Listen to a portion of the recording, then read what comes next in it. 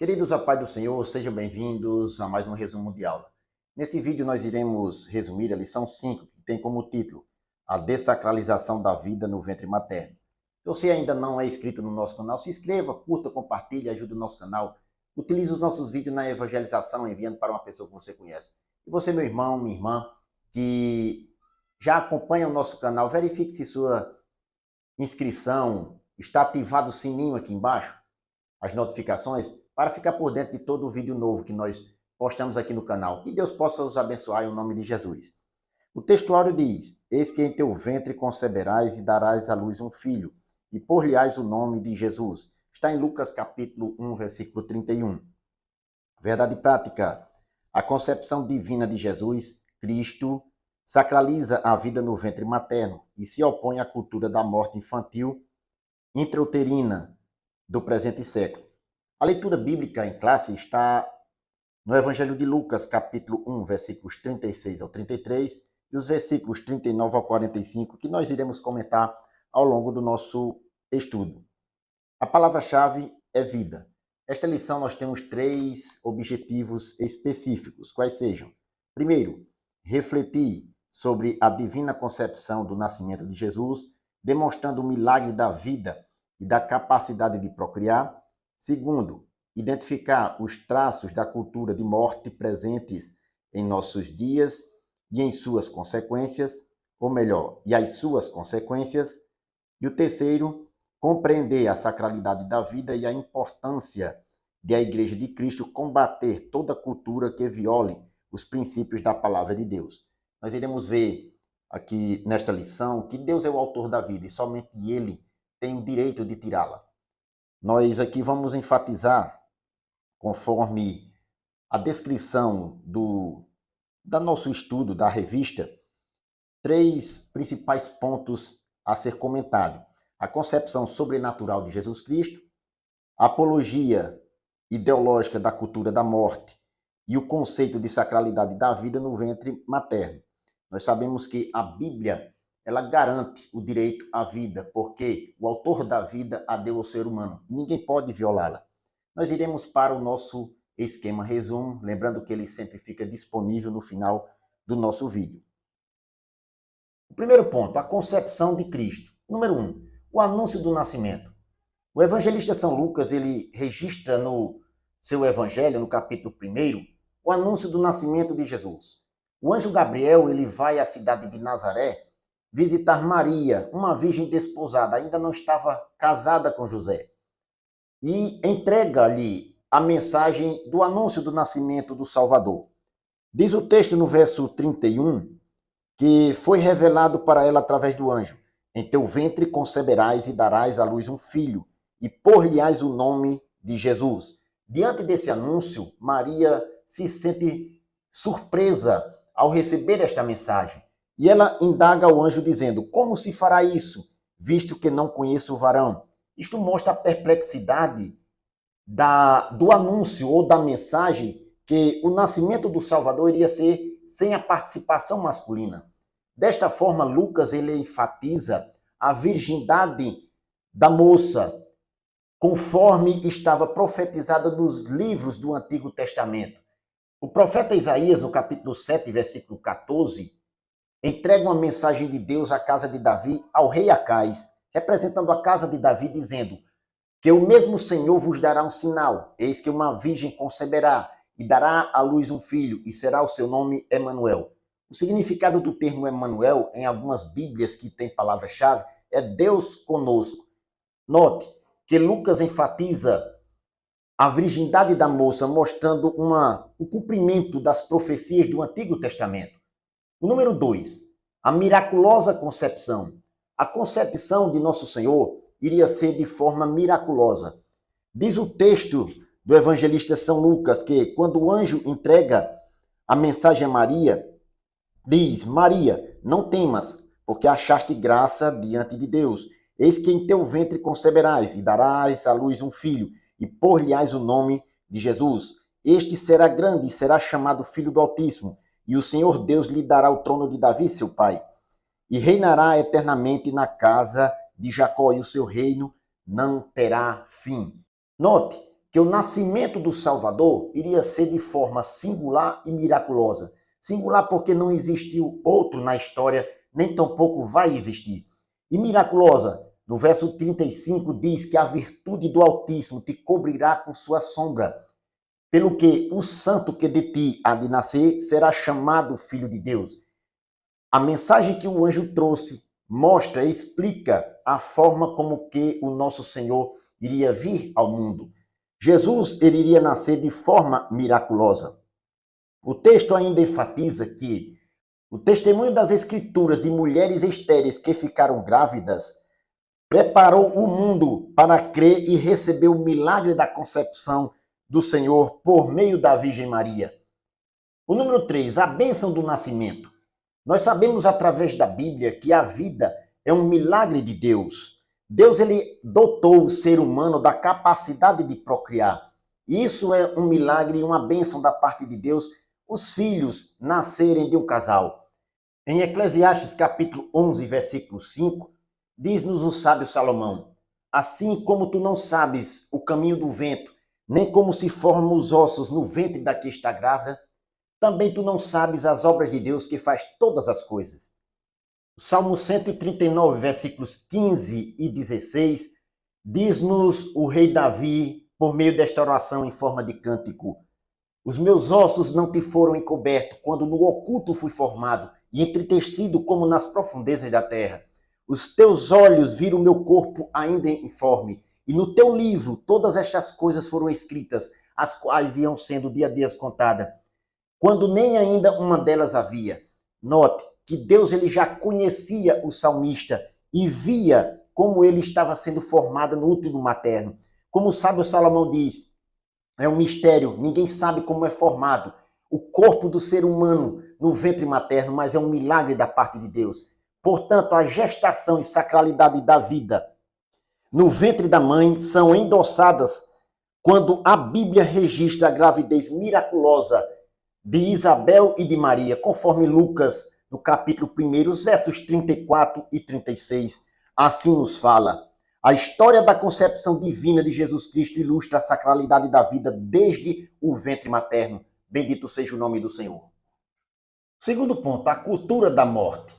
Queridos, neste ponto nós iremos substituir algumas palavras e alguns termos em virtude da política de privacidade da plataforma, mas vocês irão compreender. Note que no primeiro ponto fala de projeto ideológico. O projeto ideológico nada mais é do que um conjunto de ideias que tenta modificar o conceito bíblico da vida.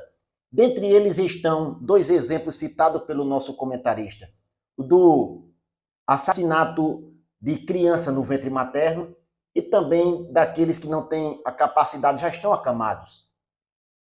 Esse projeto ele tenta desconstruir a sacralidade da vida que é dada por Deus. Nós vemos aqui uma tentativa de aplicação, ou melhor, uma aplicação dos objetivos do Manifesto Comunista de 1848. Nós vamos deixar aqui, já deixamos nos outros vídeos, se você ainda não conhece, um artigo que fala sobre esses objetivos à luz da Bíblia e dos direitos humanos, e também um esboço de estudo, para melhorarmos a nossa compreensão. Dentre eles está abolir a individualidade. Era um dos propósitos de Marx, abolir a individualidade, ou seja, o indivíduo em um estado totalitário ele não existe. Apenas existe o coletivo manipulado pelo líder que controla as massas. É um poder absoluto em torno de uma pessoa que controla as massas. O direito individual à vida é um dos direitos que é desprezado ou tentado deixar de lado, abolir do indivíduo. Em Lucas capítulo 1, versículo 31, a mensagem que o anjo entregou para Maria, para a Virgem Maria, ilustra a sacralidade da vida através do nascimento do nosso Salvador. Eis que em teu ventre conceberás e darás à luz um filho, e por-lhe-ás o nome de Jesus. Note que essa agenda de desconstrução da sacralidade da vida é algo caro à cultura cristã. Como nós vimos no tópico anterior, a vida foi dada por Deus e somente Ele pode tirar. É algo caro à nossa cultura e não podemos abrir mão. Essa agenda estimula, por exemplo, a agenda da eugenia, conforme o nosso comentarista mostra, o descarte do ser humano como a má formação no útero materno, a maternidade é depreciada, o conceito de saúde reprodutiva é justificada para justificar o descarte de criança no ventre da mãe, o direito à vida é substituído pelo direito da mulher ao uso do próprio corpo. Isso é condenável pela Bíblia, porque a vida tem um valor absoluto. O número 2, o direito sobre o corpo. Na atual cultura pós-moderna, enfatiza a autonomia do ser humano sobre o seu próprio corpo, uma liberdade sexual, inclusive nos direitos reprodutivos. Note, direitos reprodutivos é justamente para justificar essa cultura do descarte do ser humano no ventre materno. Isso é condenável pela Bíblia, porque a responsabilidade individual fica depreciada. As pessoas fazem o que quer do uso do seu próprio corpo, sem nenhuma responsabilidade sobre o novo ser que porventura pode surgir ou pode chegar no útero materno. Aqui nós vemos, queridos, que uma das coisas que tem enfatizado, ou uma das frases que melhor enfatiza esse tipo de cultura é o meu corpo, minhas regras. Vou botar entre aspas aqui. Note, o corpo da pessoa é a regra da pessoa, mas o corpo do novo ser formado não é ou não faz parte da pessoa. Se fosse um corpo estranho no útero materno, o organismo da mulher o expulsava, mas não é. O indivíduo que está sendo gerado no útero materno, ele é o ser ativo na gestação e a mãe, a mulher, o ser passivo. Portanto, os direitos ao uso do próprio corpo, como enfatizam esta cultura, como a prostituição e o descarte de criança no ventre materno, como tendo um direito de decidir sobre a vida ou a morte do novo ser em potencial, isso são condenáveis pelas Escrituras.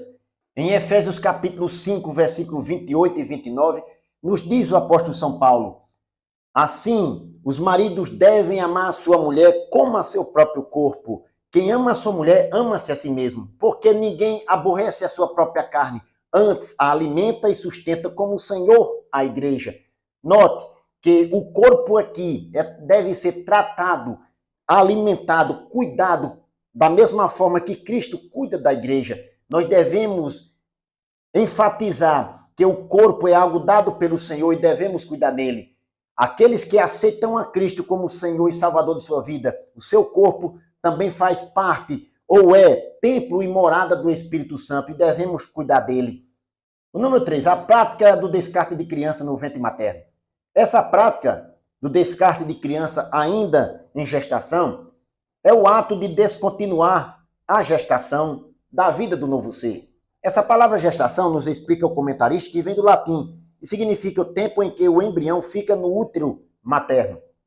Note que o embrião, a diferença dele para nós é apenas o tempo. Se dermos as condições necessárias para que ele venha à luz e os cuidados para que ele se desenvolva, a criança pode chegar à fase adulta como eu e você. Então o tempo, a nutrição e as condições necessárias para a criança nascer é quem vai dizer se vai chegar à fase adulta. É a diferença deles para nós. Essa prática pode ser um ato não intencional ou um ato provocado. Conforme as Escrituras na lei de Moisés, a prática de provocar intencionalmente este ato é condenável na lei mosaica. Em Êxodo capítulo 20, versículo 13, está escrito: não matarás. O não matar ali é melhor traduzido por não assassinar. Ou seja, alguns comentaristas entendem que o não assassinar aqui inclui também esta prática do descarte de criança no ventre materno, como algo intencional, provocado, para tirar a vida de um novo ser ainda em formação.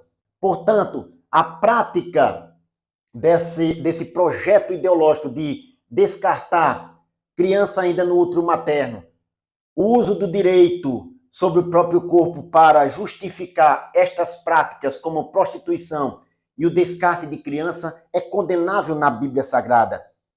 sob o pretexto da autonomia e deturpação do livre-arbítrio, a cultura de morte se alastra e naturaliza práticas abomináveis à palavra de Deus. Bendito seja o nome do Senhor.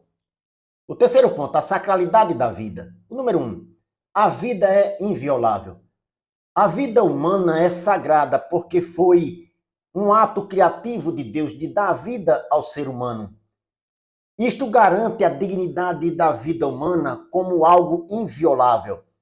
Em Gênesis capítulo 2, versículo 7, nos diz a palavra do Senhor: E formou o Senhor Deus o homem do pó da terra, e soprou em seus narizes o fôlego da vida, e o homem foi feito alma vivente. Note que Deus, ele deu a vida ao ser humano, formou ele e deu a vida, o fôlego da vida. No Salmo 90, versículo 12, o salmista nos diz: ensina-nos a contar os nossos dias, de tal forma que alcancemos coração sábio. Portanto, a vida é de valor absoluto. E o Senhor, ele deu a vida, somente ele pode tirá-la. Em João 10:10, a parte final do texto, Jesus, ele disse: eu vim para que tenham vida e a tenham com abundância. A parte inicial diz: o ladrão não vem senão a roubar, a matar e a destruir. Note, o ladrão ele vem para roubar, matar e destruir. É a função do diabo fazer isso no ser humano. Mas o Senhor, ele veio dar vida e vida com abundância. O número 2, o começo da vida. A Bíblia nos ensina que a vida, uma nova vida, começa desde o ato da concepção. Em Jeremias capítulo 1, versículo 5, nos diz a palavra do Senhor: antes que eu te formasse no ventre, eu te conheci, e antes que saísses da madre, te santifiquei, e as nações te dei por profeta. Note que o Senhor disse: antes que eu te formasse. É Deus que forma a vida do novo ser no útero materno. O Salmo 139, versículo 14, nos diz o salmista: eu te louvarei, porque de um modo terrível e tão maravilhoso fui formado. Maravilhosas são as tuas obras, e a minha alma o sabe muito bem. Os meus ossos não te foram encobertos quando no oculto fui formado e entretecido como nas profundezas da terra. Note que tanto o salmista como o profeta Jeremias mostra que Deus é quem forma e conhece todas as coisas. Forma a criança no útero materno, concebe essa bênção da geração da vida de um novo ser. É Deus que concede. Portanto, é na união dos gametas masculino e feminino e na formação desta célula nova no útero materno é que se constitui um ser humano em potencial com uma identidade própria. A diferença do embrião no ventre materno e um ser humano adulto é o tempo. As condições necessárias, como a nutrição, dirá se este novo ser chegará a ser um ser humano adulto em potencial ou não. O número 3, a posição cristã. A Igreja do Senhor tem como princípio teológico a autoridade da Bíblia, que garante a dignidade humana e a inviolabilidade da vida desde o ato da concepção. Na segunda carta de Paulo a Timóteo, capítulo 3, versículo 16, nos diz a palavra do Senhor: toda a escritura divinamente inspirada é proveitosa para ensinar, para redarguir, para corrigir, para instruir em justiça. Toda a escritura é inspirada por Deus e nos instrui a defender a vida desde o ato da concepção. Portanto, o direito à vida também, além de ser inviolável, é imprescritível e inalienável, e defendido também pela Declaração dos Direitos Humanos e pela nossa Constituição Federal. Nós, como cristãos, defendemos as Sagradas Escrituras e a dignidade humana, a inviolabilidade da vida como um direito absoluto. Bendito seja o nome do Senhor. Queridos, nesta lição nós aprendemos que a gestação e a procriação são bênçãos de Deus na vida do ser humano. Através da concepção de Cristo no ventre da Virgem Maria, nós aprendemos que a vida é sagrada e ninguém tem o direito de violá-la. Devemos garantir esse direito absoluto do ser humano de nascer. Que Deus o abençoe em nome de Jesus.